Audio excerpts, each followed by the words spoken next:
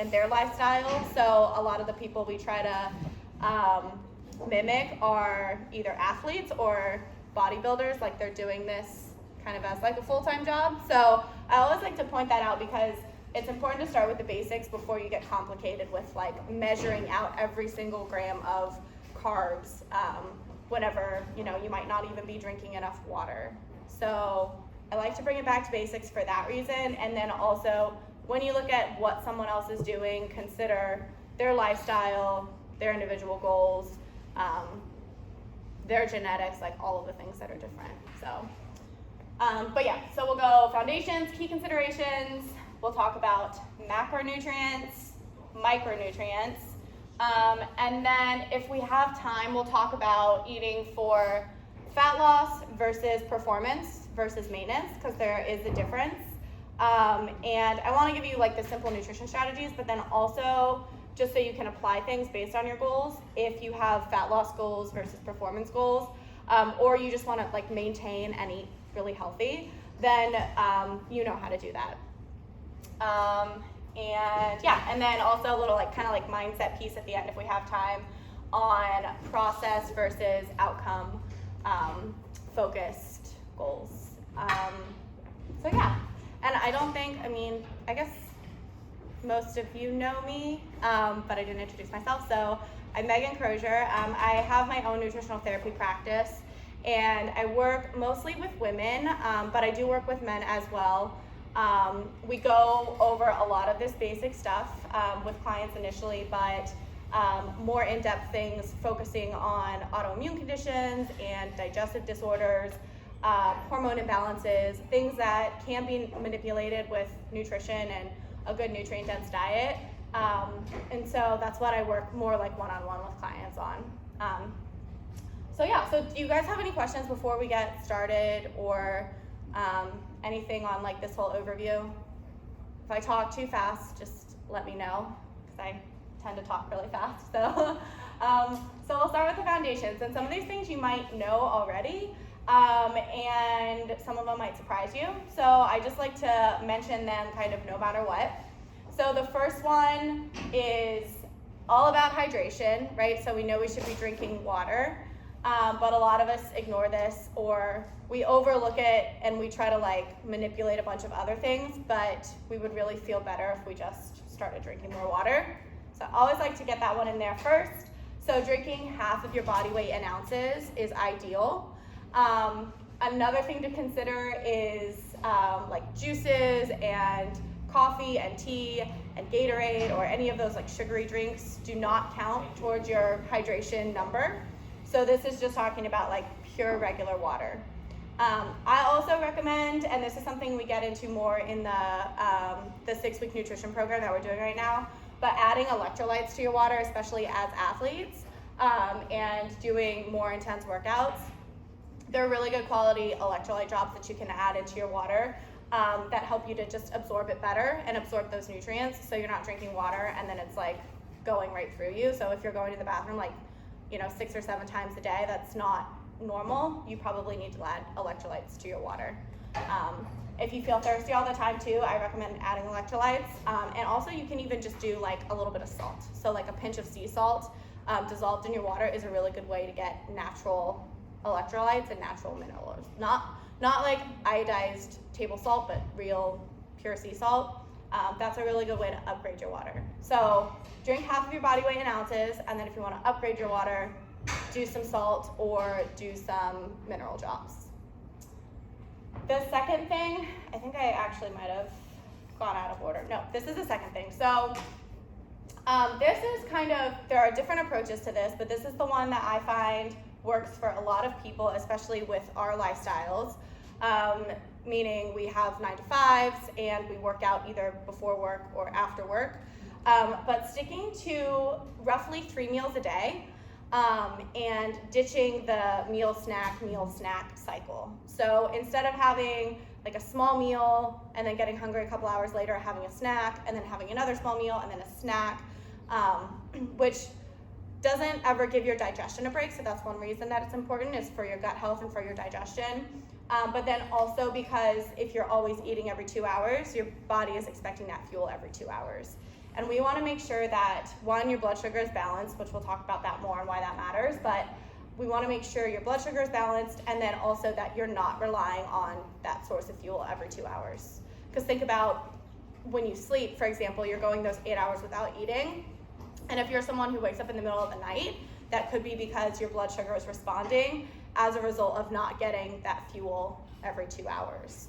So teaching your body to go, at least 3 or 4 hours in between meals, and making sure when you do eat a meal, it's like a solid, enjoyable meal. So this is nice too because you don't have to have like a salad with chicken breast and like low-fat dressing. You can actually have something that is filling and satiating, and it's going to keep you full for a little bit longer. And if you need to snack, it's no big deal, but you shouldn't feel like you have to have a snack. Like leave the house with a granola bar and then a container for lunch and then nuts and then, you don't have to pack a bunch of food. So that's nice too. That's why it's a little bit more realistic. When you do eat, you're getting enough food to hold you over for a long time. So 3 meals, minimal snacking. And then the next one, this is like kind of the big one. Actually, this is the one that's out of order. So this is the 4th one down on the handout that you have. But this is another kind of foundational thing that I like to teach people, and it's PFF meals, which stands for protein, fat, fiber. So if you have to think of how to build or structure any meal or even your snack, and you keep this in mind, you're going to feel satiated, you're going to be able to manage your hunger and your cravings, and this helps to actually use fat for fuel versus relying on carbohydrate sources all of the time. So the PFF structure, like if you picture your plate, you're thinking of a protein source, a fat source, and then fiber. And the handout goes in more details on sources of each one, but protein, quality protein, like always starting with that, that'll guarantee that you're satiated. And then this one, I tried to abbreviate this a little bit too much so it doesn't make sense, but it's supposed to be swap carbohydrates for vegetables. So as much as possible, and that's not to say like you can't have carbs at all, but think about, the simple example of instead of having like a slice of bread, you can have some squash or some potatoes.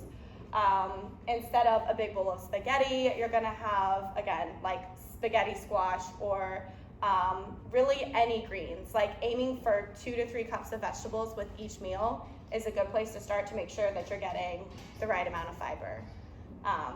Even for breakfast. So instead of having a big bowl of oatmeal, you could swap that out for a protein source, any type of veggies that you want, and then add some fat. So this kind of goes up or down based on your workouts without getting too into like how you're eating based on the intensity of your workout. But if you have an intense workout, you might need more carbohydrates, but lower intensity workouts and also what's going to fuel lower intensity movement in general, which is what we're doing from the hours of 9 to 5, unless you're like a construction worker or you have a more also like nurses and school teachers on their feet all day or CrossFit coaches, then obviously you're not doing as low intense movement throughout the day, but that's why we want the fat, because that's going to fuel us that long, slow, steady energy.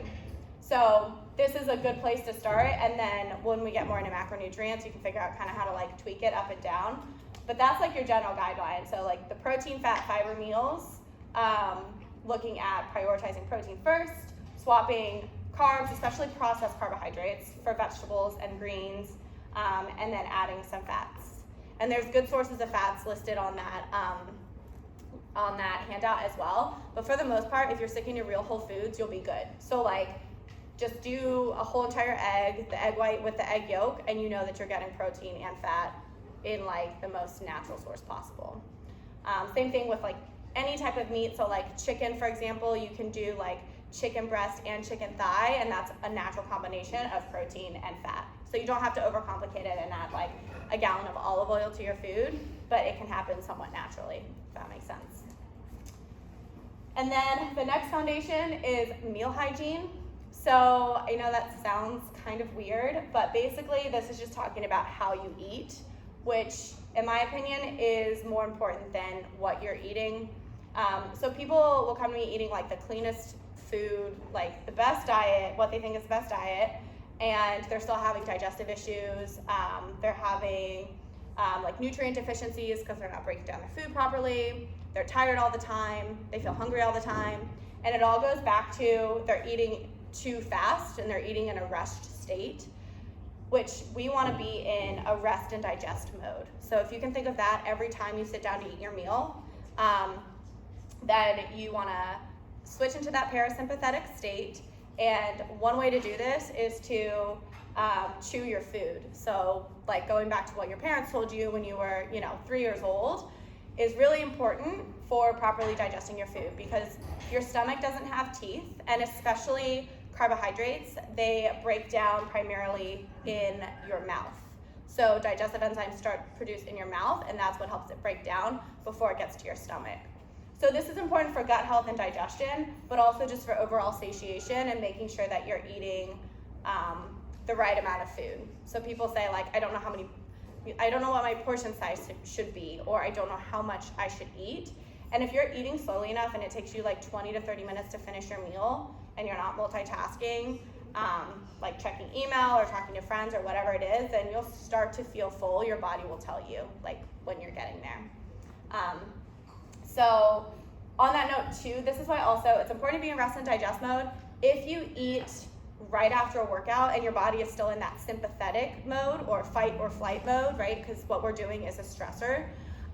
Then it's important to eat something that's easy to digest. So just keep that in mind. Or just wait until you get home and you are like sitting down and you can take some deep breaths and then you can eat your meal. So how you eat is just as important as what you eat. And then this one is somewhat straightforward. I think as long as we're not falling victim to like all of the different, like marketing ploys that are out there now, especially what we see with like Instagram ads and things that are being promoted as healthy, but just sticking to pure whole foods and staying away from the diet foods. So things that come to mind right away are low-fat foods. So low-fat salad dressings. Usually they have a bunch of added sugar. They have a bunch of canola oil, vegetable oil, inflammatory ingredients that we want to avoid. Same thing with like low-fat yogurts. They usually will have sugar added back in, or even canola oil, which is really weird to have oil in your yogurt, but they have to add something back in to make it taste good. So looking out for low-fat foods, always reading ingredient lists. Same thing with like healthy whole grains, like always flip it over, look at the ingredient list. Usually there's like more things on there than there would just be like a loaf of sourdough bread, for example. So look out for that as well. Egg whites, again, this is like one of my pet peeves, but like egg whites in a carton is just like chemicals in a carton. So I think egg whites are popular because they don't have fat in them, and so again, it's popular among like the bodybuilding and the macro counting community that usually have a lower fat allowance for their meals. So that's why we started separating the eggs from the yolks, but you can eat it in its most whole form, and then again, that's more satiating because you're pairing the protein and the fat together. And if you do just want to have egg whites, then don't do it from the carton. Do it from like the actual egg, like separating it. And save the yolks for something else, because you can make a lot of really good things with the yolk. And then low-calorie drinks is another example, just because they usually have like artificial sweeteners added back in. So if it's 0 calorie but it still tastes really good, you have to like ask yourself what's making it taste good. Usually it's like Splenda or sucralose or something like that. I get a lot of questions on stevia, which is a natural sweetener. So if you did want to sweeten something, like look on the ingredient list, see if it says stevia versus sucralose. Sucralose is going to be the artificial sweetener.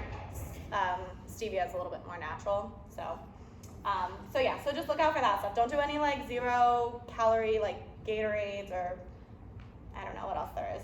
I used to drink a lot of like the little Crystal Light things, which are like 0 calories, and those are just straight artificial sweeteners. So I also used to eat all of these things, but I felt like crap. So so no diet foods.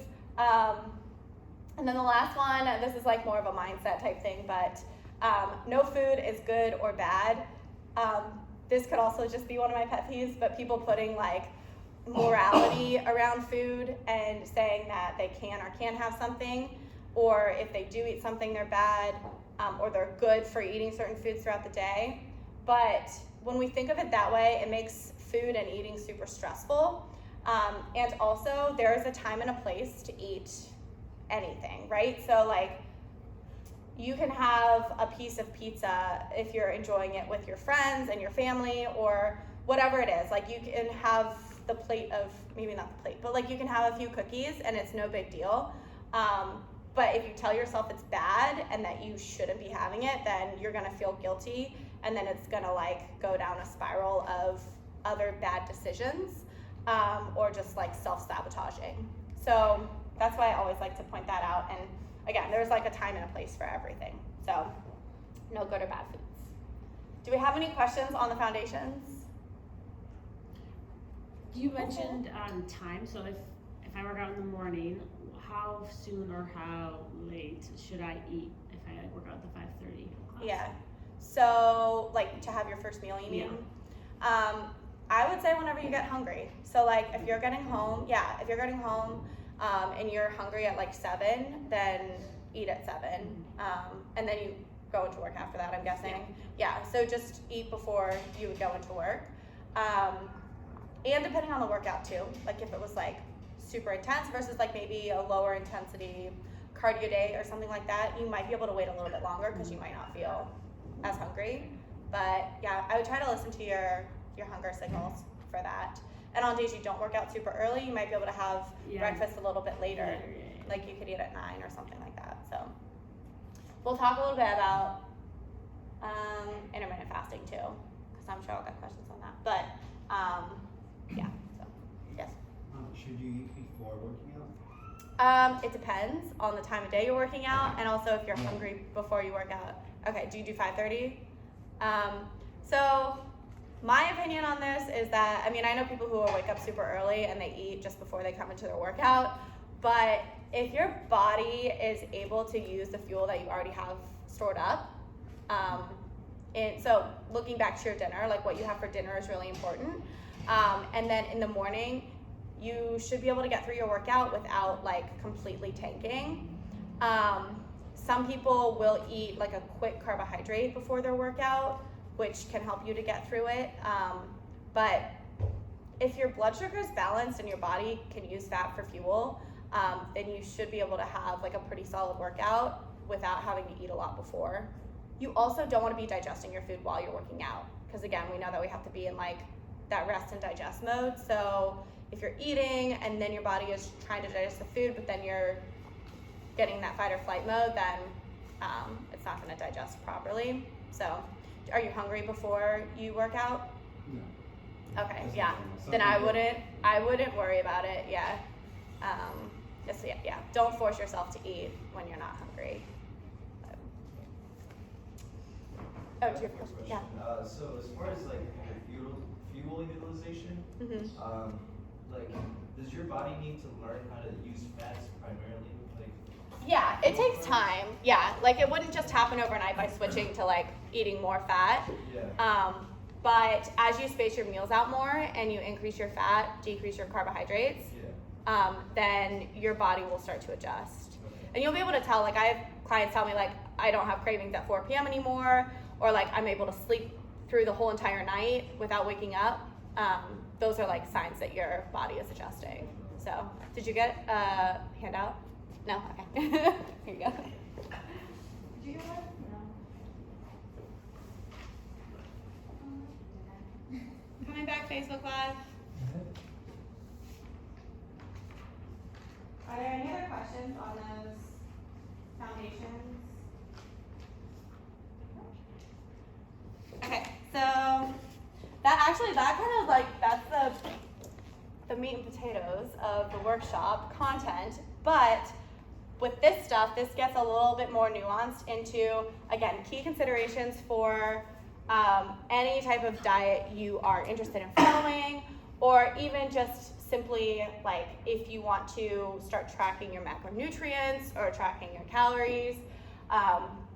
I know we're all starting from different places, but no matter what, for like health and longevity too, and just feeling good no matter what, even if you weren't working out every single day, blood sugar balance is important and matters regardless of if you're like pre-diabetic or diabetic or anything like that.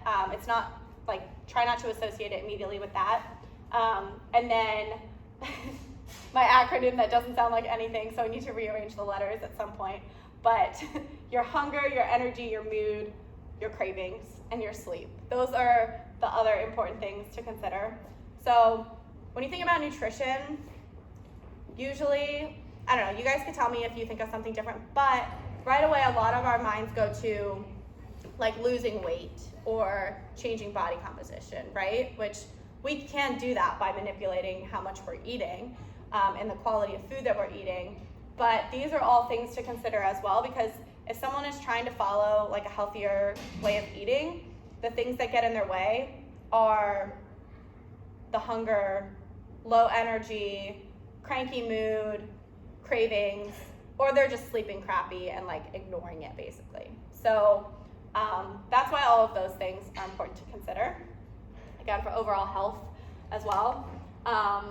But so for the blood sugar, this is where macronutrients are really important. How many of you have ever like counted macros or heard like you should count your macros? Yeah. So I think that's the first thing people think of when they think of nutrition, is just macros.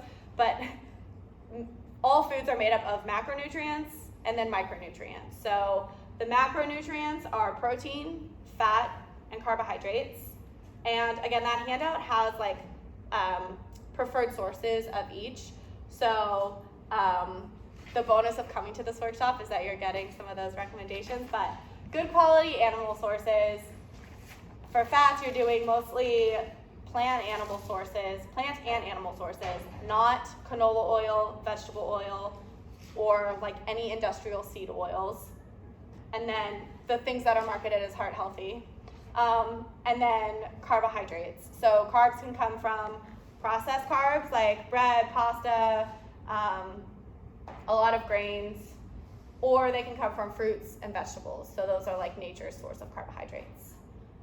And then each one provides different source of fuel to the body. So instead of thinking of them as different amount of calories, like we think fat, high calorie, protein, carbs, lower calorie, think of it as how they provide a source of fuel to your body. So protein, I think it's the easiest because it's basically what's going to help to build muscles, tissues, cells, all of that good stuff. And it's your satiating macronutrient. So if you're ever still feeling hungry, go to protein first and bump up your protein. And then fat is your long, slow burning source of fuel. So think of it like the log on the fire. It's going to keep the fuel going for a really, really long time, which is why a little bit goes a long way. So you can have like half of an avocado with breakfast, and instead of a big bowl of oatmeal, which might fill you up physically, but it's not going to keep you satiated for as long because it's going to break down faster. It'll increase your blood sugar more, and then your blood sugar will drop quicker, so you'll be hungry sooner, if that makes sense. So fat is your long, slow-burning source of fuel, and then carbs are your quick and easy source. And depending on your carb source, it might break down faster and cause more of a blood sugar reaction, right? So like a piece of white bread will cause more of a reaction from your blood sugar than a sweet potato, or even like whole grains. But you want to keep in mind that this is your quick, easy source of fuel. And carbs break down into sugar. So if you have cravings for actual sugar, so whether that's like, sweets like cookies or cake or something like that, or ice cream, or you have cravings for like chips and what we think of as savory, it's all breaking down into sugar. So you can kind of just keep it all in that category. And carbs are nice and convenient, especially when we want to have a quick and easy source of energy. So like around our workouts, for example, that's when we can really benefit from it. But you probably don't need a quick, easy source of energy when you're like sitting at your desk for, 3 or 4, 5 hours. So just keep that in mind when you're picking your sources. That's why for managing like cravings and hunger, you really can't go wrong with protein and fat. Like that combo is key. So those are macronutrients.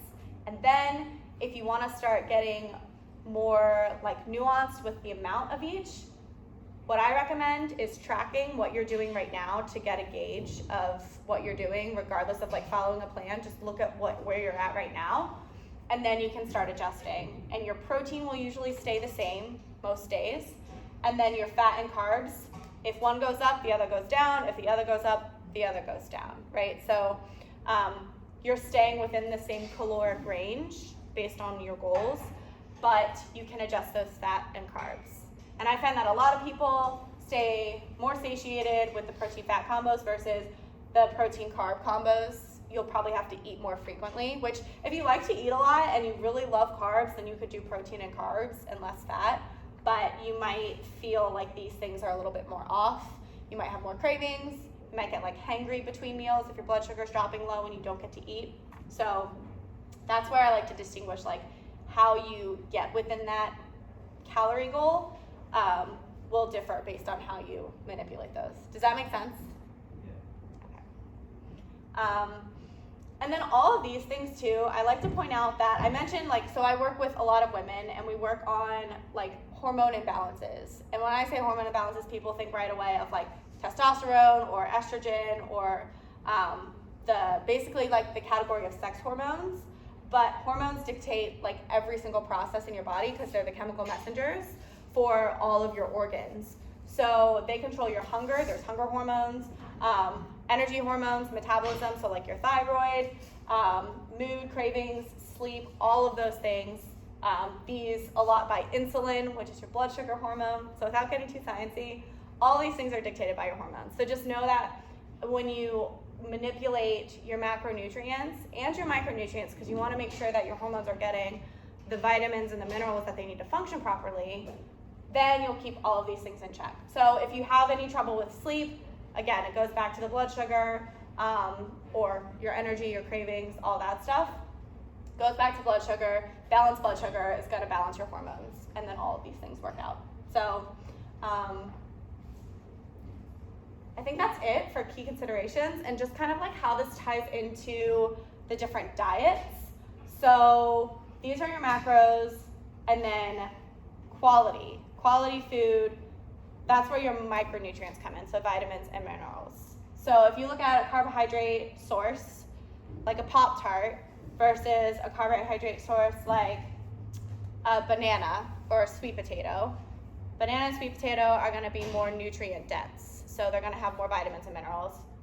Pop-Tart, still a carbohydrate, but not as many, if any, real vitamins and minerals, right? So I like to look at the paleo diet as kind of like the gold standard or a good place to start for getting nutrient-dense foods, because it's not saying to eat like, well, any processed food, so like low-fat foods and things like that. It just focuses on real whole foods.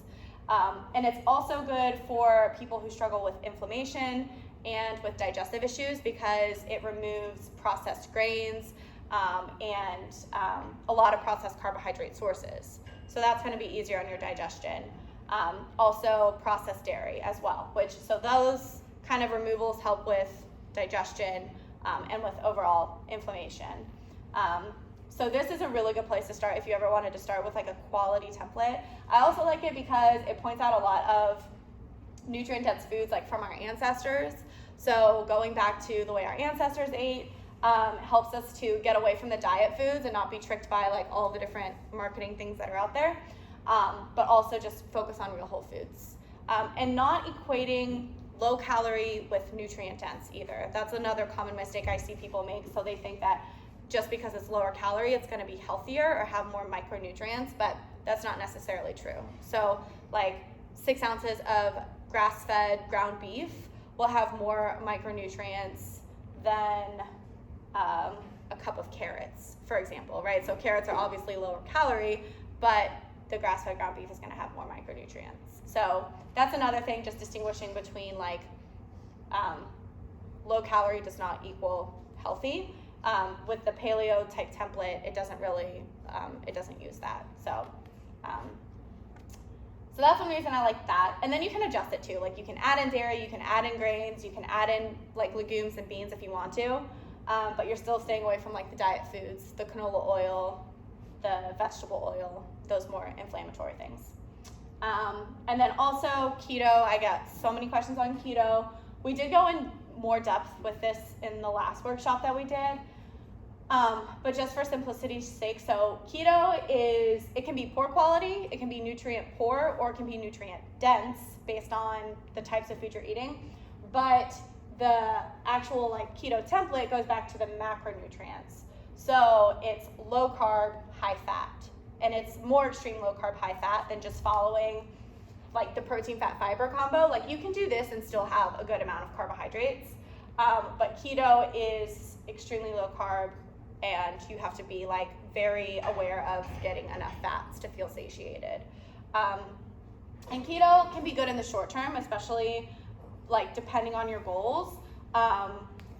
It can be for body composition goals, or it can be so ketones are actually a source of fuel that your body can produce whenever carbs are restricted. So ketones are really good fuel for your brain, for your energy, which is why a lot of people will use it to help them like focus, and they feel like they have more mental clarity just throughout the day. It's also helpful and originally I think was studied with children who had seizures, so it helps to control seizures as well. But it's not really meant to be a long-term diet for a lot of people. So especially women, like they'll come to me having done keto for like a couple months and they'll lose weight initially, but then they plateau, and then that's a sign that it's time to like cycle back in carbohydrates. So just keep that in mind if you ever try it, or you know someone who's tried it, and it works in the short term but not long term. It's probably better to like cycle through it if you want to manipulate or play around with that. But still keeping in mind quality first. So you don't want to have a keto diet with like whipped cream on top of a piece of cheese, which is technically keto, but that's not good quality food. So yeah. What else? Okay, Yeah. So you mentioned like having primarily like protein and fats. Is it more ideal to have protein and fats in the morning and then the carbs later in the day, like after you work out, or Yeah. what's kind of like the timing for that? I have a personal preference Oh, okay. based on work. So I say stick to protein, fat as much as you can throughout the day. A lot of people do better with more carbs in the evening. That can also help with sleep. And if you're working out in the evening, Yeah. then it would make more sense to do it in the evening after your workout. I So see. yeah. And so as my personal preference, I feel like a lot of people, it works well for them too, but having protein, fat throughout the day to keep you full and satiated, balance blood sugar, and then in the evening when you want more carbohydrates, you can have them after a workout, and like just with your last meal with dinner. So yeah. Okay, so yeah, I think that's all I want to cover there. And then this, I mean, I kind of tied this in anyways, but so with eating for fat loss versus performance versus maintenance, first you have to understand the foundations. Make sure you're like have a really good idea of what to do with those, and you're consistent with it too. So you're consistent with those, and then you're eating good quality foods, right? And you know your macronutrients. And then from there, specifically for fat loss, that does come down to having a caloric deficit. But you want to do it in a way that controls your hunger and your cravings. So no matter what plan you're following, if you can control your hunger and your cravings, then you're going to be more likely to stick to it. So that's what makes it work for you in the long term, is if you're controlling your hunger and cravings. If for some reason those get off, then you're less likely to continue following that plan. So for fat loss, you're in a slight caloric deficit. And I see people make the mistake of doing too much of a caloric deficit too quickly. So it's not just about cutting calories and exercising more. And if you do both at the same time, that's really, really stressful on your body. And your body is smart and it will compensate. So your body's going to adjust. If you're eating less calories, it's going to conserve energy, so it doesn't burn as many calories. And with your workouts, it's going to get a lot more efficient with your workouts, so you're not burning as many calories with your workout. I could do like an entire workshop on that, but that's the like short version. That's the synopsis of why you shouldn't do like extreme calorie restriction.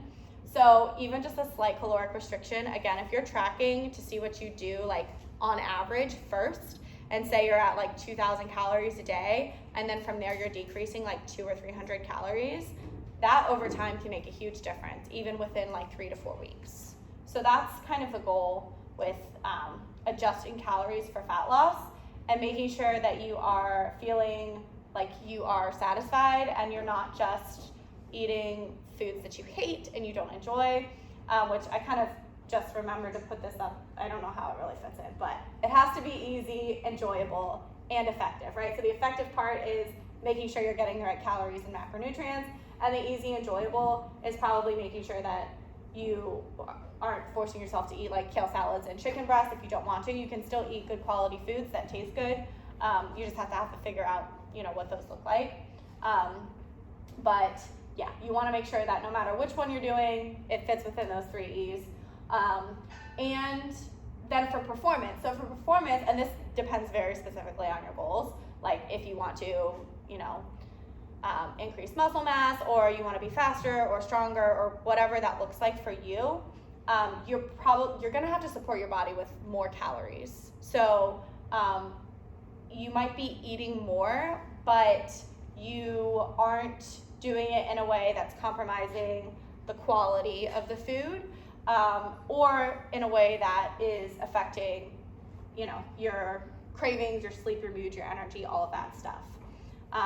So you don't just want to eat more and have a bunch of processed carbs, or like a bowl of spaghetti after your workout. Like, you can still do it in a healthy way, but generally with performance, you're going to have to focus a little bit on eating more food. And you might have to eat a little bit more frequently, and the meal timing between your workout, before and after your workout, might be a little bit more important. So, and this is more of what we see when we look at like CrossFit athletes eating 6 meals a day and like 400 grams of carbs, and packing all their meals and spending a lot of time meal prepping, all that stuff. So performance might look a little bit different than fat loss. But still getting out of like the 6 small meals a day for fat loss, like you don't necessarily have to do that. And then versus maintenance, and that one, I guess that's kind of self-explanatory. You're sticking with whatever you're eating right now, calorie-wise, you're sticking with that. But you could, now that you know this, you could adjust your macronutrients so that you are feeling like you can stick with it for the long term. So maintenance, what's really important with that is, again, doing things that keep you satisfied and you enjoy, and you don't feel like you're gonna go, fluctuate up or down with your calorie intake, and you're controlling your hunger and your cravings by adjusting your macronutrients. So yeah, and I think this is like a good place to be the majority of the time. So if you have fat loss goals, like you shouldn't always have fat loss goals. Like people will tell me they're basically like always trying to lose weight indefinitely.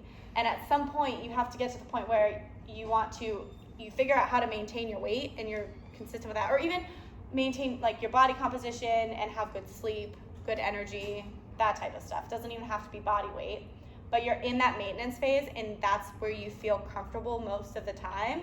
And then if you want to manipulate your body composition a little bit more and you have those more fat loss goals, then you can cut calories and get into more of that dieting phase for a shorter period of time. So maybe that's like a 3-month period leading up to whatever, event or thing that you want to think about. But you shouldn't always be dieting or always be stuck there, if that makes sense. So it's really important to find your maintenance. And then if you want to lose fat, you're figuring out how to adjust your calories accordingly. And then if you want to eat for performance, then you are increasing your calories a little bit more and being more aware of that meal timing before and after your workouts. So yeah. Do you guys have questions on any of that? Yes. So at night I notice like I get more hunger, like more hungry than any other time of the day. Yeah. Is that like because I'm timing things differently, or is It could be because you're not eating enough during the day. Oh, So, I mean, it could go all the way back to breakfast too. Like for some people, they won't eat enough throughout the day, and then in the evening, they'll feel hungrier, or they'll say they have more cravings, but that craving is actually just hunger. Your body might just need more nutrients. So if you have no idea how much you're eating, I would like just try to track it at first to see like, are you only eating 1,800 calories? Because that's probably not enough for you.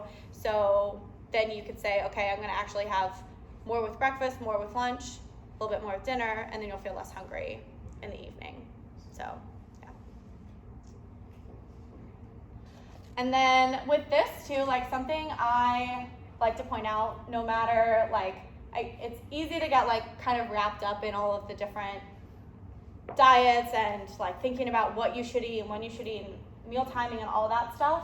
But I like to teach my clients and everybody in the group program as well to be more process focused than outcome focused. So my most successful clients are people who, instead of like stepping on the scale every single day, which is outcome focused, just focusing on that one thing, which is lose 10 pounds, they're focusing on the process and they're actually enjoying it. So all of the day-to-day habits that can really add up, and it can be as simple as like, I love drinking lemon water in the morning before I have my coffee. Like, it's not like you're gonna drink the lemon water and then you're gonna lose 10 pounds, but you're consistent with that and it's something you enjoy, and all those habits kind of build on each other. So like maybe you're just gonna start with one meal and you're gonna make it the PFF combo, then you focus on that. And then all those little things add up, and those are usually when people do that versus like following a really strict plan or eating foods that they don't even really enjoy, or it's just too time consuming, then it doesn't last. So that's how we wanna make it a long-term plan, is by being process focused, and your process will look different based on like where you're at in your life too. So a process for like, you know, a woman who just had a baby, like after her baby, that process is going to look different than someone who's in their 20s and they have all the time in the world to like cook and prep their food. So your process will look different based on where you're at in your life and based on your goals as well. And I can think of like a bunch of parallels to that too, just like being in the gym too. Like you don't come into the gym and say, okay, my goal is to squat like 300 pounds. So you're just thinking about squatting 300 pounds every time you squat. You're thinking about the process of like what you need to do to eventually get to the 300 pounds. And you're enjoying that process because you like coming in here to do those workouts and to train in a way that will support that longer term goal. So hopefully that makes sense. Do you like how I tied the CrossFit in there? Okay, so do you guys have any other questions? I feel like I talked pretty fast. Yes. You mentioned you were going to talk something about intermittent fasting. Yes, okay, yeah. So I think I kind of skipped over that because we did get into meal timing a little bit, but with the intermittent fasting, that could also kind of fall into here. So looking at different types of diets, that's one that comes up a lot. But really, it's just a meal timing structure. So intermittent fasting, you should still be eating quality foods. You should still be eating the PFF template. But you're just going an extended period of time without eating, right? So the most natural way to do that would be when you're sleeping. And so hopefully you're not eating while you're sleeping. But if you stop at like 7 p.m. and then the next day you're having breakfast at 7, 8, or 9 a.m., then that's like your 12 to 14 hour fast. That's what we should all be able to do somewhat naturally. If you get hungrier sooner, then that's a sign that your blood sugar is probably all over the place, up and down, that your body cannot use fat for fuel. It's relying a lot on carbohydrates. So that's a good place to start. Some people, depending on their goals, will go for longer periods of time, or just based on their schedule. So like maybe you don't want to eat breakfast before you go into work, but you feel better getting into work, getting settled, and then you can have your breakfast around like 9 or 10 a.m. That totally works. But the benefits of intermittent fasting also depend on the person. So for people who are already really high stress or have hormone imbalances, so like their stress hormone, cortisol, is either too high or too low. Usually intermittent fasting is an additional stressor, so you don't want to go too long without eating. Men generally do better with intermittent fasting because they generally have a higher stress tolerance as well, so their cortisol isn't as sensitive as it is for females. So men can usually go a longer time without eating, and it works pretty well for them. But I always tell people, if they are like white knuckling their way through to get to like that first meal to break their fast, and they feel really hungry, and then when they do eat, they like eat everything, then it's probably not right for you. But if you can do it, get through it, and then you feel good, like you have energy, you have that mental clarity, your body's able to burn fat for fuel, your blood sugar stabilized, and then you have your first meal to break your fast, then it totally works. So yeah, what else? Did you have any specific questions with intermittent fasting? I was just wondering Kind of what general the overview. benefits of it were, Yes, or are, yeah. you know, in terms of performance, body composition, Yeah. energy.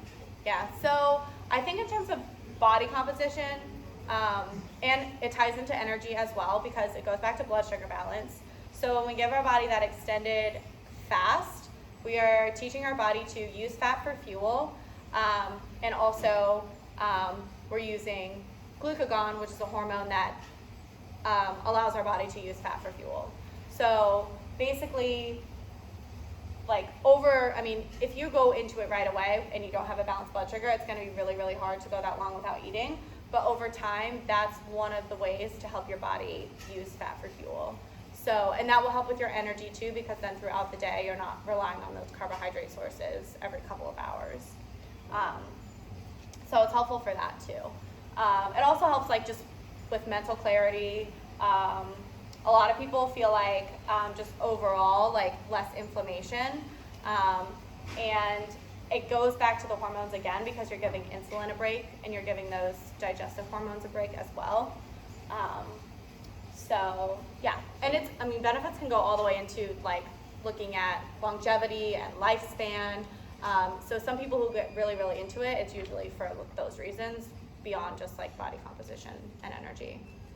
And so, and that goes against the theory of eat breakfast to jumpstart or start the metabolism for the day.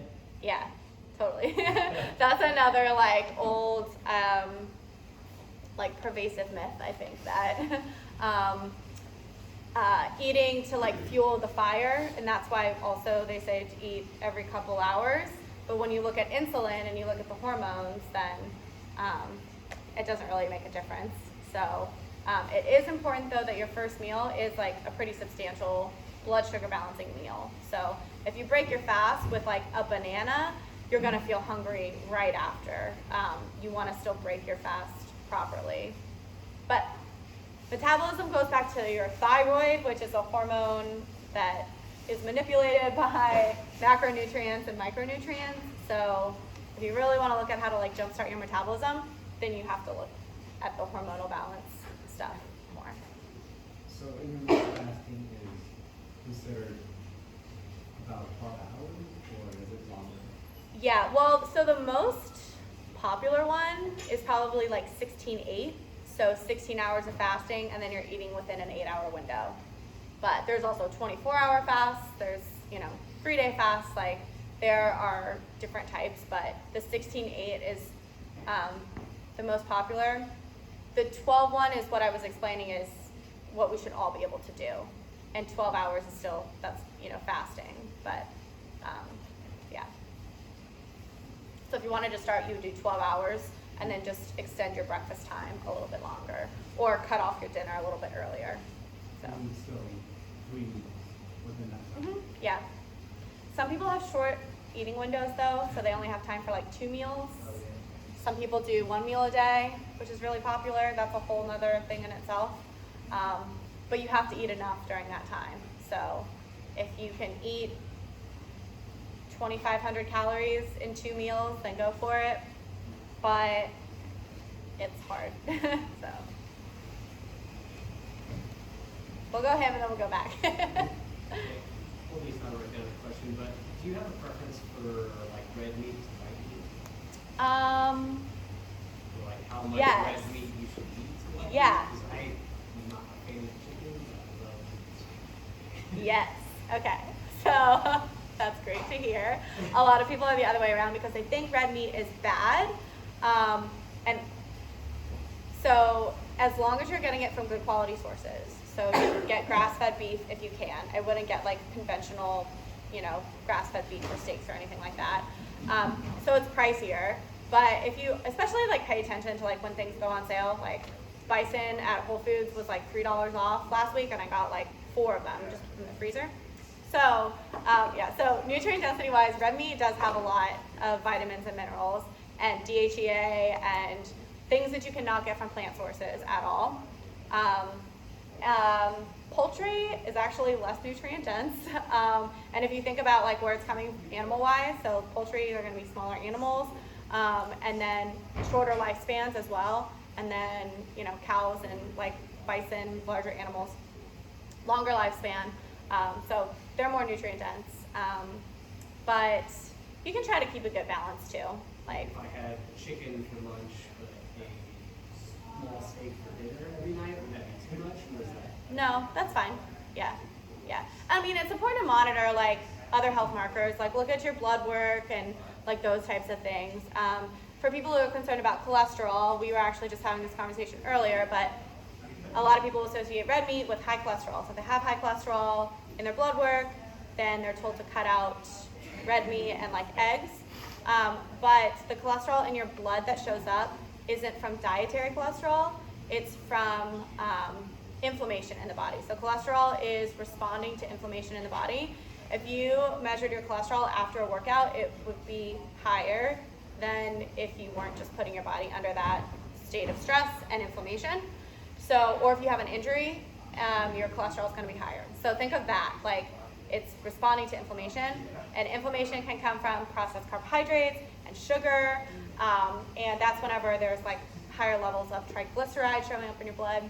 So don't necessarily associate like the red meat with the cholesterol. If you were eating crappy meat though, that could cause inflammation, which could increase your cholesterol. So quality is important.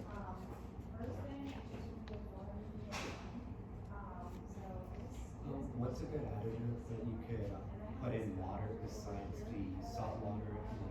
You mentioned something else. Yeah, so just to like help with the taste or? Help with the taste of this. Yeah, you can always do citrus, like if you want to do like a squeeze of lemon or lime or orange or something like that. But one of the like electrolyte powders that I like, it's called Ultima, and it's sweetened slightly with stevia, I think. So that one tastes pretty good, and they have different flavors and stuff like that. So yeah, that's another way to upgrade your water. Any other last minute questions? I just got the signal to wrap up. So. One last question. Milk. Is milk good for you? Do you really need it? So no processed milk, right? If you were eating like good quality grass-fed full-fat milk, that's fine. But you won't necessarily have like nutrient deficiencies from not drinking milk regularly. So you do not need to have a glass of milk a day. You can get your calcium from other sources. But yeah, I would cut out processed dairy no matter what if you can. If you don't know. If you guys want to ask me questions after too, that's fine. And give us your name and the name of your business. Oh yeah. Oh, you missed it in the beginning. Yeah. So my name is Megan Crozier. My website is just megancrozier.com. I'm a nutritional therapy practitioner. So again, I work in a more functional, holistic way with nutrition. And if you guys want to look up my website too, there's like different options for working together and stuff like that on there. So yeah. Thank you.